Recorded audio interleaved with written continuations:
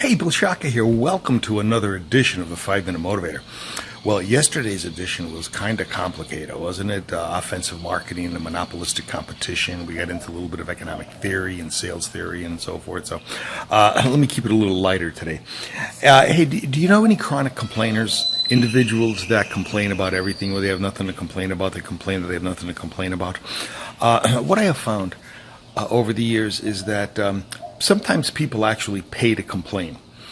And this might be important to you in terms of if you're in a customer service or a sales position or even a management position. People pay to complain. Early in my career, I was in my mid-20s and I purchased a bowling center.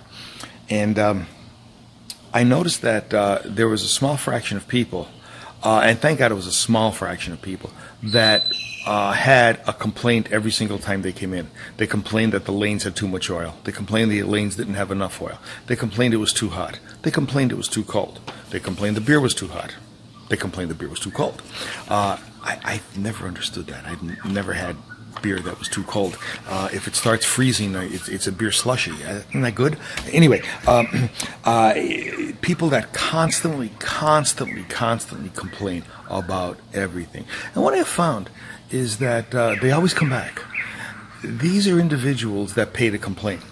These individuals that I had, they didn't pay to bowl. They didn't pay to shoot billiards. They paid so that they could find something to complain about and then tell me about it. Well, that's a very interesting concept, and it brings about some ideas in terms of leadership. Think about it, ladies and gentlemen. As a leader, if you know you have a constant complainer, and that's all they want to do is complain, do you really need to accept it? It's up to you as to whether or not you want to accept that gift. Centuries ago, when the Buddha was alive, and people were vehemently insulting him to his face, and he accepted it with complete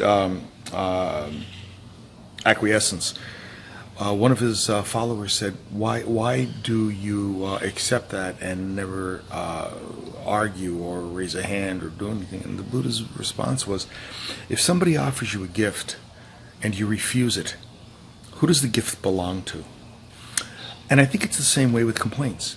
If an individual comes to you with the gift of a complaint and you don't accept it, who does that gift belong to? Now, I am not suggesting to you that some complaints should not be heartfelt, especially if you're in some type of a retail business or an establishment where you provide some type of a paid service. If an individual complains, perhaps there's a good reason for the complaint.